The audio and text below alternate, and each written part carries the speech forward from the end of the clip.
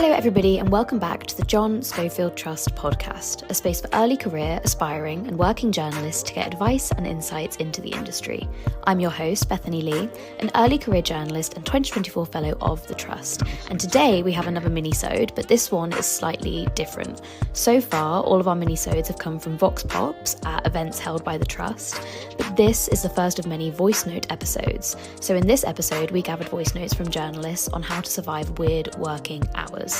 Whether it's early morning shifts, late night covers, or working bank holidays, journalists often have to work unsociable hours. But fear not, because we have some tips and tricks from having hobbies outside of work to making sure you pack a good breakfast. If you're working this festive season, we hope it went well, and let's hear what the voice notes have to say. Hi everyone, my name is Ella Bicknell. I am a journalist in the BBC Radio Newsroom, working across Radio 4, the BBC World Service and some other outlets as well, like Radio 2, newsreading, reporting, writing bulletins, pretty much everything in the HQ, that's BBC Broadcasting House. I work a 3-on 3-off pattern, earlies, lates, nights. Before that, I worked in commercial radio in the regions, and my constant wake-up time was 4 a.m. So ever since I've been a journalist, I've been working weird shifts. And the thing is you'll find your own routine and what works for you. People are remarkably different. I know people who dress up in their trackies for night shifts. I know someone who wears a waistcoat. I know some people who eat cereal to make them think that it's the beginning of the day. I know people who constantly snack. So figure out what works for you, try different things. But just remember, and this is a piece of advice someone gave me, is that your first few years in work, whatever job you do, but particularly journalism, will be the hardest because you're at the bottom of the ladder. You've got skills to learn, and as the years go by, you pick up your rhythm, your routine, and your confidence, and it does get easier. But yeah, things that work for me, batch cooking meals. It's really nice way to sort of settle into the shift pattern. I enjoy cooking. It's a little treat on my prep day the day before, and it means that I'm guaranteed to eat well and healthily throughout my shifts. I recommend getting up every hour, take a break from the screen for just 2 minutes, maybe go outside, get some fresh air, get a glass of water. Sometimes a loo break for me is where I get a sudden spark of creativity or just think how to do things a bit differently in my workflow. Other than that, plan something for your days off, as in something relaxing and something social. And sometimes it helps to plan weeks and weeks in advance. Like, I know that half of my weekends are taken up by work, so I tell my friends the weekends when I'm not working, and that's when we book something in, something really, really fun. And that can very much motivate you when you're in the depths of a horrible night shift. And speaking of be nice to your colleagues and be there for them, and they'll be there for you back. Ask them about how they're doing outside work, always offer to help them, offer a cup of tea. You're all in it together, and if you're all in a good mood, the shifts definitely go by quicker. But if you are working difficult shifts, it can be done. You can have a great life around it, and it's often a place where you get some great opportunities with work.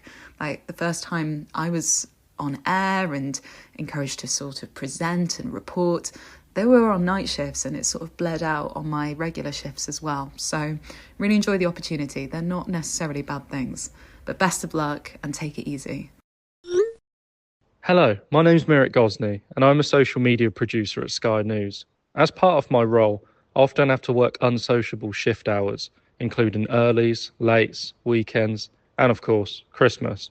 Sadly, this is a part of the job, and there's no way around it, and it shows a lot to be adaptable and able to work as a team. But that said, it doesn't mean you need to let these hours disrupt your life and lead to burnout. So some of my main tips to avoid this are as follows. What works for me is going for a jog every morning. And I say every morning, realistically it's every other morning.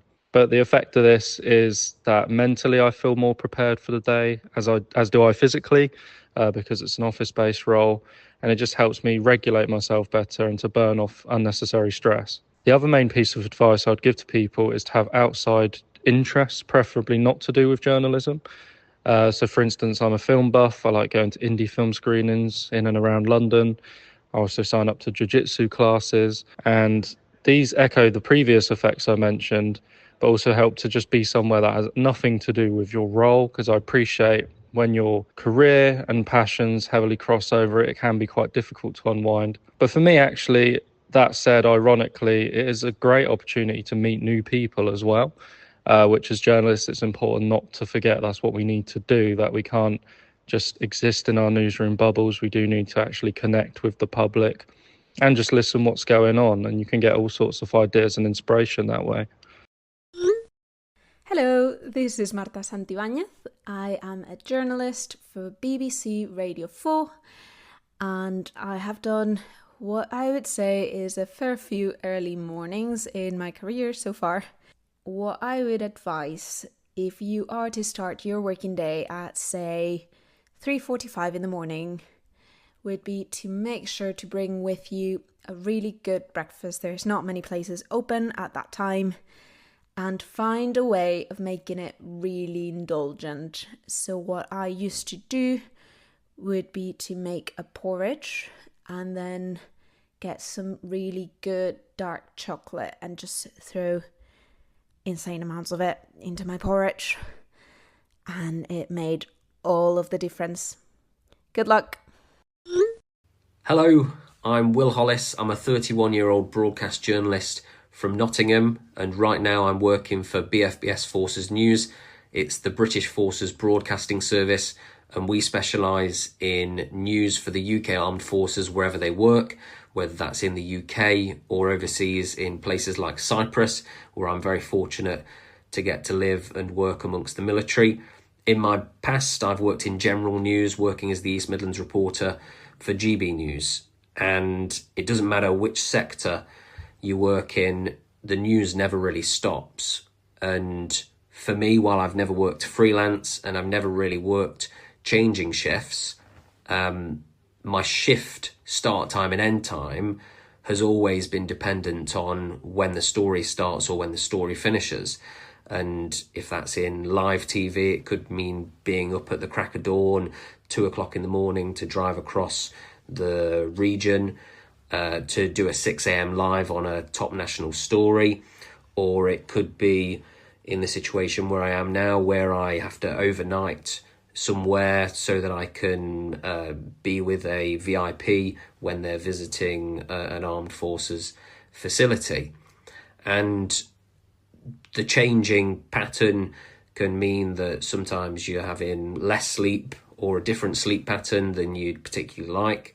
It can mean that sometimes your friendships or your relationships, whether it's a significant partner or with your family, sometimes take a little bit of a hit. And that's quite a big sacrifice when you're a young person or an early career journalist. And I think my biggest piece of advice regarding that is to embrace it and to enjoy it.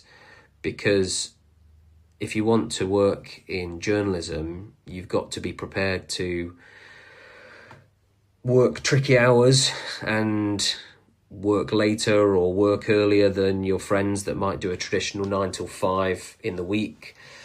And by embracing it, you get to appreciate and enjoy the main reason why certainly I, and I imagine most of you, will have wanted to get into journalism: to cover big stories, to have a varied and exciting day-to-day life and career where one day you'll be covering one story and the next it will be something completely different. And if you don't embrace that element of it, you don't get to enjoy the core part of it, which is being a journalist. And an example of where I had to embrace that trickiness is when I was working for GB News, and it had been the time of the Nottingham attacks when 3 people were killed in Nottingham city centre, 2 of them being students, and I was off that day. And I wasn't working, I had a day planned with my partner and got the call for the story, and it would be very easy to feel like my regular life was being disrupted by my work life. But I embraced it and saw that it was a big story that was really significant to Nottingham and the UK news, particularly for that day and for that year in 2023. And by embracing the fact that I would change my work pattern around a little bit so that I was able to cover that story. As a early career journalist, I was able to cover probably the biggest story in my career so far.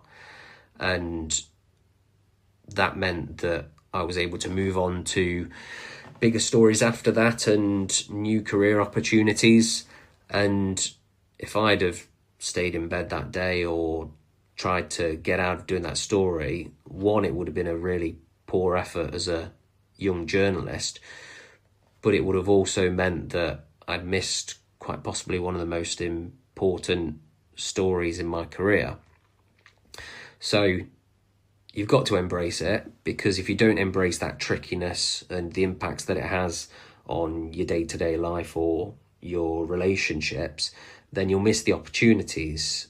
And ultimately, for me, those opportunities have made me a better journalist and a happier young adult and an early career journalist. So if you can embrace the trickiness and embrace the hard elements of the industry, make sure you get enough sleep and you've got a supportive family around you and supportive friends when you aren't on shift, then you can really excel in what is a really exciting career. Hi, I'm Suhasini. I work as a tech journalist at Silicon Republic. It's a publication in Dublin. I work from home full time, and it's very hard, and my timings are not that bad. I started around like 6:45 in the morning, and I finish in the afternoon, and it was very hard for me to settle into this routine because you wake up in the morning and you need to work pretty much immediately, and it was quite stressful because I could just barely open my eyes and get a cup of coffee before I had to look through all the breaking news stories and try and figure out what our lead story would be here in Ireland. Over time, I've gotten used to it, and I think my best piece of advice would be to make sure that you do everything possible to make your morning as easy as you possibly can. For me, it would be having breakfast prepared, let's say overnight oats, making sure my room is really tidy before I sleep so it's not that I'm waking up to a really bad place, and also having hobbies. So finishing work and heading out first thing, getting yourself a cup of coffee, going to the gym, going for a walk, just making sure that you do those things. And it's also my first full-time job, so having that work-life adult routine was really new for me, and I found it very difficult to try and settle in, like I said. But I think time, practice, having a routine, having schedules, and making sure that, let's say if you're working on a bank holiday, if you're working over the weekend, whatever it is, that you give yourself that other time that you're also focusing on, where you're focusing to make sure that you chill in the best way possible.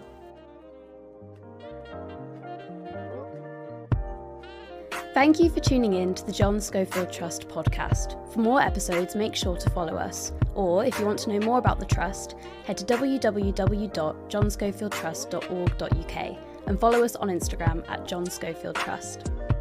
See you next time.